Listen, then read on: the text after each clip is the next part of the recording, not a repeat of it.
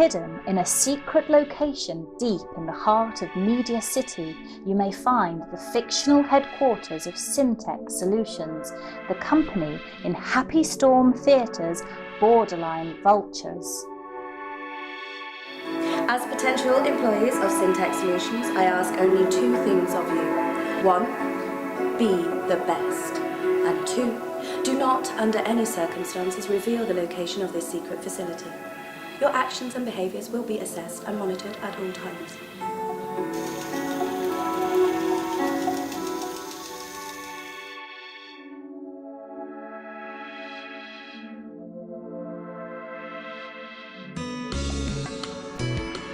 I'm Susie Renshaw and I play Sigma in Borderline Vultures. Sigma has worked at Syntex Solutions, which is the world that we've created for Borderline Vultures. She's worked there since the 1940s. The idea is that each of the main characters all came during a different decade within the last century, and they've been here ever since. So Sigma has been taken on for her code-breaking capabilities. So that's the kind of work she does, looking at symbols and at number code, word code, breaking down language and that kind of thing. The audience reaction has been so wildly different, from each audience having a particular characteristic and a particular way of interacting to individuals within an audience. It's been the strangest show I've worked on in that respect, because it has such a direct impact on you as an actor and on the actual story itself. It's so interesting. I've had a couple of people who have really got behind my character and they've kind of followed me around the spaces. One woman got under a cabinet with me to hear a secret that I was going to tell her, then she tried swapping jackets with me, trying to free me.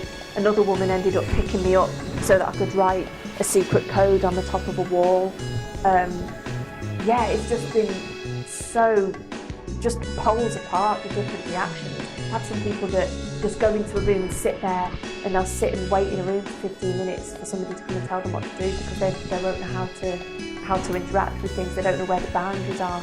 So just really interesting, different way people react to be given such freedom in a space. And some people just, completely take on their own characters and play out scenes with you. It's just brilliant. My name is Matthew Ganley and I play Pi in Borderline Vultures, and Pi is the engineer kind of bloke in the world of the play, which is Syntex Solutions, and he is responsible for everything from making sure that the heating's working to cleaning up people's mess, right the way to dealing with the heart of the building, which is the machine, and making sure that that's being taken care of, because throughout the course of the play it's clear that the machine is breaking and it's deteriorating, and Pi is frantically trying to figure out how to fix it, in vain really. So.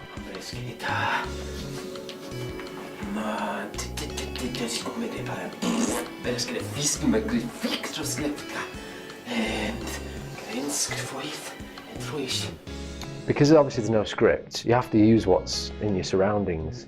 And one of the things that we found that was left here from when the previous company worked here was a massive roll of bubble wrap. And I experimented with my character having lots of filing cabinets here in this room, and what each filing cabinet contained. And because my character works very hard and he's always running around fixing problems, I thought he needs something to escape to. He needs some sort of very instant relief.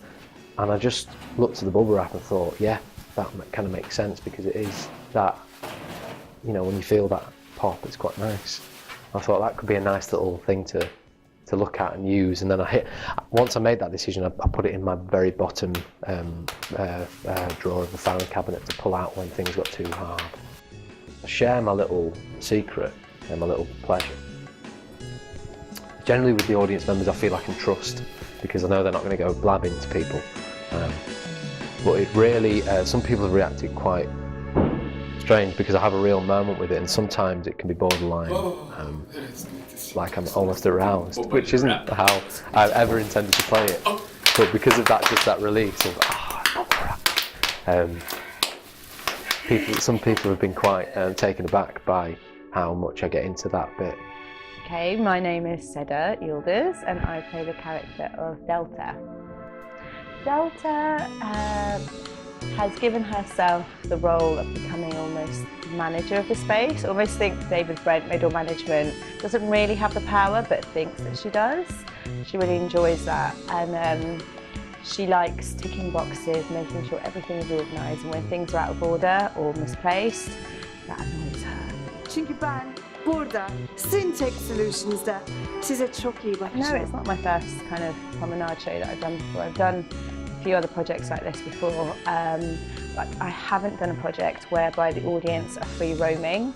Before, we've kind of controlled loosely where the audience goes, so we know what the patterns are, but with this it's just so free that, yeah, as an actor it is quite demanding because you're constantly on your toes and having to adapt to every single possible situation.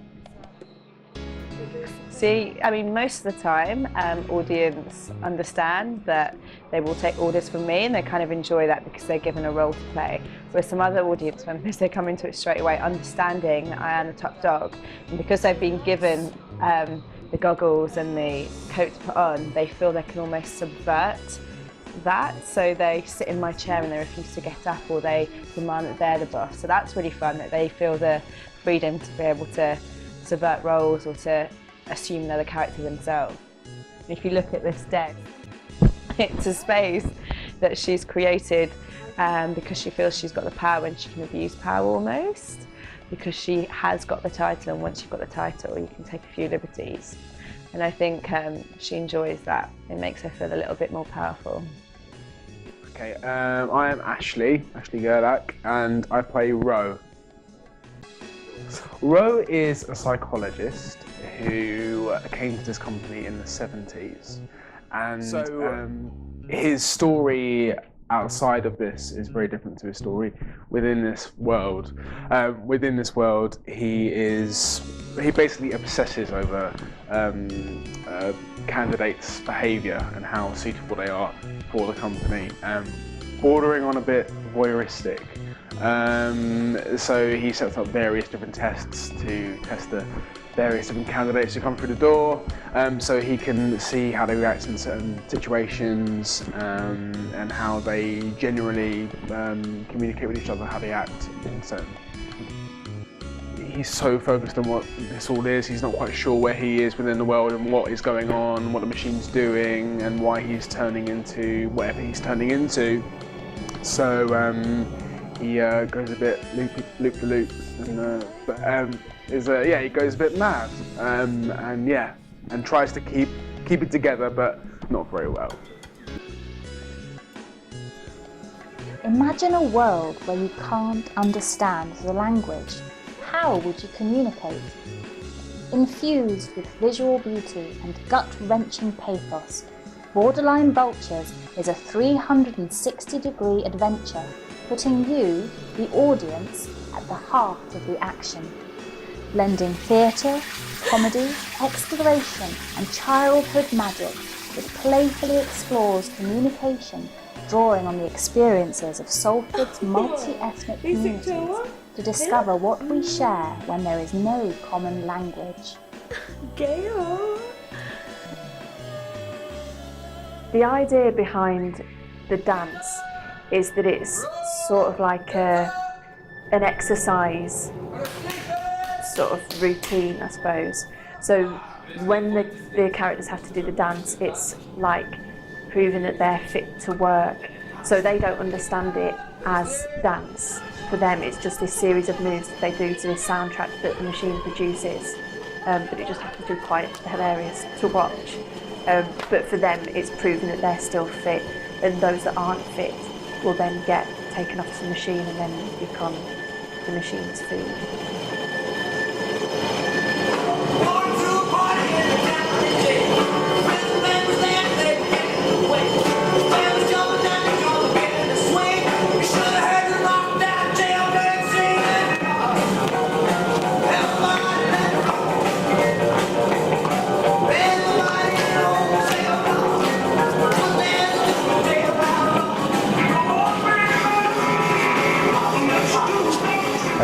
dance is really quite. The people respond quite strongly to the dance, and they have their own theories.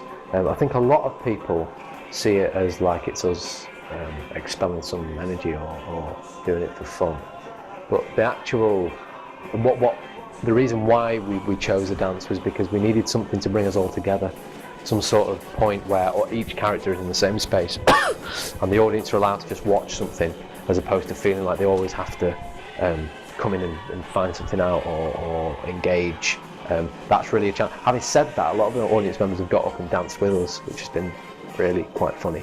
But yeah, the dance really, within the world of the play, is Syntax Solutions' way of making sure we're all fit, actually, and making sure that we're still capable of doing the job. So there's that pressure as well, and obviously the presence of cameras looking down on the dance and all that sort of stuff is it's Syntax Solutions' way of making sure that we're still doing what we should be doing, and that is a bigger part of the day as any other task that they have to do. Where did you come from? Where did you go? Where did you come from? Recognize you.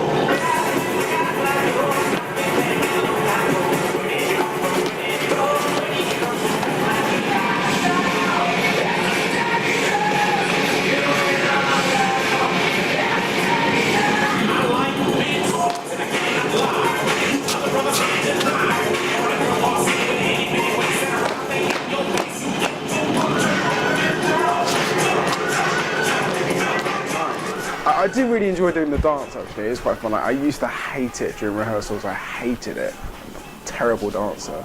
And anything with routine and memory, I'm just awful at.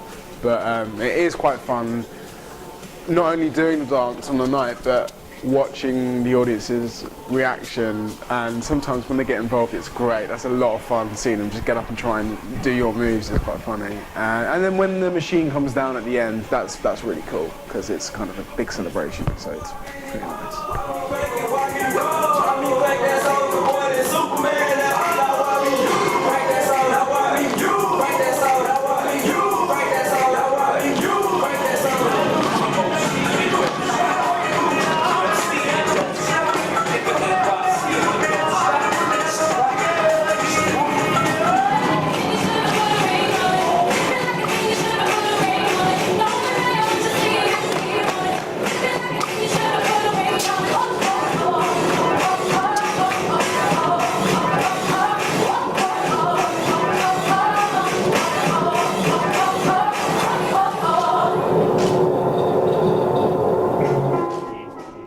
I think it's quite a welcome injection of comedy. Most people respond with laughter because all the songs are really familiar through the ages, and the first time you see it they probably think, oh, what's going on here? It's, yeah, like you said, it's a sudden change of pace.